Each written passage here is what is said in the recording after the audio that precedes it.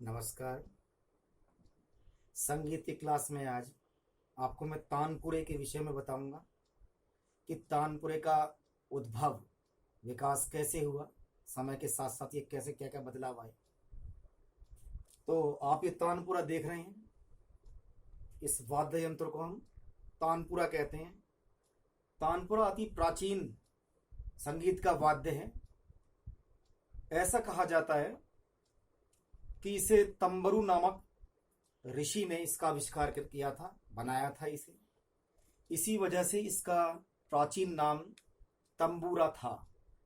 लेकिन समय की आधुनिकता आते आते इसमें कुछ विकास भी हुए, कुछ चेंजेस भी हुए। तो आज इस तंबूरा का नाम तानपुरा है और हम इस वाद्य को तानपुरे के नाम से जानते हैं। तानपुरा प्राचीन वाद्य है। इसके विषय में संगीत विद्वानों का मत है कि अति प्राचीनता की बात करें तो हमारे जो ग्रंथ हैं, वेद हैं, उसमें तानपुरे का सटीक जानकारी एकदम सीधे सीधे नहीं मिलती। जैसे माँ सरस्वती के हाथ में हम लोग वीणा देखते हैं और नारद मुनि के हाथ में एक तारा देखते हैं, लेकिन तानपुरा बहुत बाद में आया। तो तभी इसके विषय में ऐसे कहा जाता है कि सर्वप्रथम इसे तंबरू नामक ऋषि ने इसको बनाया था। इस वजह से उन्हीं के नाम पर इसका नाम तंबूरा पड़ा। तो आज इसका नाम तानपुरा है। तानपुरा के विषय में आज मैं आपको बता रहा हूं कि ये किन किन भागों से मिलके बना है, इसके क्या क्या नाम है, कैसे कैसे आप इसको नाम लिख सकते हो, डिवाइड कर सकते हो। ये आप शेप देख रहे हैं कि एक ये इसमें लकड़ी का डंडा लगा हुआ है, एक मोटा, इसे हम डांड बोलते हैं। इस वाले पूरे यहां से लेके यहां तक पूरा डांड बोलते हैं इसको हम। डांड यह दो पार्टों में बना हुआ है, एक पार्ट यहां जुड़ा है, एक पार्ट यहां जुड़ा है। तो जो फर्स्ट पार्ट जुड़ा है इसको बोलते हैं गुलू, गुलू। और सेकंड पार्ट जहां जुड़ा हुआ है उसके ऊपर एक ऐसे करके ब्रिज टाइप से लगा हुआ है, जिसके दो पार्ट है। तो जो पहला पार्ट है इसमें हम इसको अटाते हैं, सटाते हैं। तो इसी वजह से इसका नाम, ये हाथी दांत का बना होता है, इसका नाम अटी रखा गया, क्योंकि इस पे हम तार को आटते हैं। और नेक्स्ट जो आपका ये ब्रिज दिखाई दे रहा है, इसके बीच में चार तार है तानपुरे में, तो चार होल किए गए हैं, उससे तार को पिरो करके इन यहां पर बांधा हुआ गया है। इसका नाम मैं बताऊंगा। तो ये अटी है पहला, और जिसे तार को गहना किया है हमने, तो इसे तार गहन नाम रखा है। इस वजह से इसका नाम, क्योंकि तारों का हमने गहन किया, तारों को पिरोया उसके अंदर। तो अटी और तार गहन। अब तार गहन के बाद तार, ये चार खूटियां हैं, आप देख सकते हैं।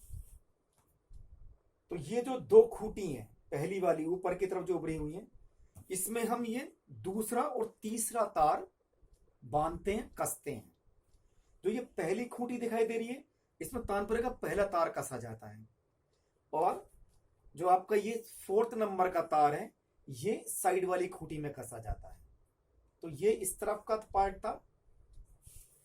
इसको मैं पहले बता चुका हूं आपको कि ये गुलू कहते हैं हम इसे। अब गुलू के ऊपर जो ये चीज जुड़ी हुई है, ये वाला पार्ट जो इसका तानपुरे का, इसे हम तवली बोलते हैं, तवली।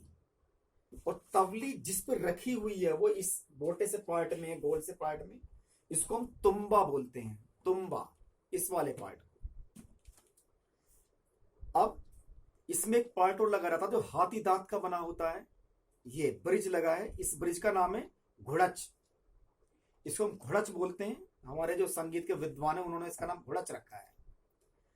अब यहां से तार जब बंध के आते हैं, ताकि इससे टच ना हो, वरना इससे टच होंगे तो आवाज ही नहीं आती। इस वजह से इस घुड़च का इस्तेमाल किया गया। और तारों में कंपन करने के लिए ये धागे लगे हुए हैं, देख लीजिए आप, ये धागे लगे हुए हैं चारों तारों में। जब आप तार को कसते हैं, सुर में मिलाते हैं, तब इनकी आवश्यकता पड़ती है तारों में कंपन लाने के लिए। तभी तानपुरा कंप्लीट मिला हुआ माना जाता है। तो जब तक ये इसकी स्पेस को नहीं छोड़ेगा, तब तक ही इसमें से आवाज नहीं आएगी। क्योंकि ये तार अगर हम डायरेक्ट कस देते इस पे, तो फिर इससे टच होते तो इसमें साउंड ही नहीं आता। इस वजह से इन दोनों की जरूरत पड़ी हमें। अब ये जो हम मोती से देख रहे हैं, इनका नाम है मन का। इसमें से तार हम पिरो करके चारों मनकों में से 4 तार पिरोते हैं हम, और यहाँ आके हम इसको बांध देते हैं। इसे बोलते हैं कील या लंगोट, ये इस वाले पार्ट को। तो अब इसका जो काम बेसिकली काम है, अब जब तानपुरा ही बन गया पूरा, जो मन के काम ये है, जब हम गाते वक्त अगर ये नहीं डालते हम, तो हम मान ले गा रहे हैं सीधा सीधा ऐसे गा रहे हैं, मान लिया ऐसे तानपुरा बज रहा है, और हमें महसूस दिया कि तानपुरा का कोई सा भी एक तार थोड़ा चढ़ गया है श्रुति में या थोड़ा उतर गया है, तो तब हम इसको या तो हमें ऐसे रखना पड़ता फिर इसको, और खूंटियां यहाँ पर हैं, यहाँ से कसना पड़ता तो डिस्टर्बेंस आता, या फिर ऐसे बजा रहे तो ऐसे कैसे करते। इस वजह से इनका प्रयोग किया गया, ताकि हम गाते गाते बजाते बजाते इसको हम यहीं से इसको ऊपर नीचे एडजस्ट कर सकें, स्वर में लाने के लिए, अपने एग्जैक्ट पोजीशन में लाने के लिए, ठीक है ना। तो इस वजह से मन के काम ये है। अब ये धागे काम क्या है, अगर धागा हम ऊपर खींच दें तो इसमें कंपन वाइब्रेशंस बंद हो जाएंगी, यानी तो वाइब्रेशंस के लिए हम इसमें इसे घुड़च और तार के बीच में धागा फंसाते हैं चारों तार में, फिर उसको खींचते हैं। एक पॉइंट ऐसा आता है जहां पर तार की कंपन आने लगती है, जहां पर आ जाए कंपन वहीं आप रोक दीजिए, फिर देखिए थोड़ा बहुत अगर ऊपर नीचे फिर एडजस्ट करके आप इसको मिला सकते हैं। तो ये था पूरा तानपुरे का वर्णन। अब इसको मिलाने की विधि, मिलाते कैसे हैं। इसमें 4 तार आप लोग देख रहे हैं, ये पहला तार, दूसरा, तीसरा और चौथा। तो पहला अभी तार हम छोड़ेंगे, पहले 2 और 3 नंबर वाले तार पर आएंगे। दूसरा तार जिस सा से आप गा रहे हैं, मध्य सप्तक के अगर सा से आप गा रहे हैं तो आप इस तार को उस सा से मिलाएंगे, मध्य सप्तक के सा से। सेकंड तार भी आप, सेकंड तार के बाद थर्ड तार आता है, थर्ड तार भी आप मध्य सप्तक के सा से ही मिलाएंगे। तो दोनों तार सेम ही एक से स्वर में मिल गए। इस वजह से इन दोनों तारों को, दूसरे तीसरे तारों को हम जोड़ी का तार भी कहते हैं। क्लियर है। अब चौथे नंबर तार पर आइए, मध्य सप्तक के हम सा पे दूसरा तीसरा हमने स्वर मिलाया है।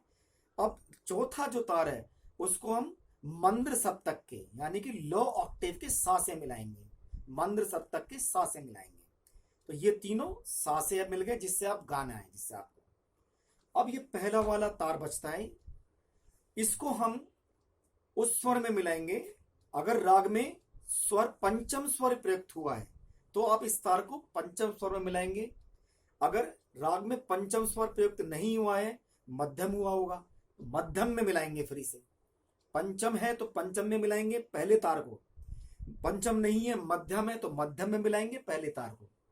अगर पंचम और मध्यम दोनों ही नहीं है, तब फिर देखेंगे राग में कि गंधार मेन स्वर है या उसका ऋषभ पे ज्यादा आंदोलन है, तो राग के अनुसार उसे आप गंधार और ऋषभ पर मिला सकते हैं पहले तार को।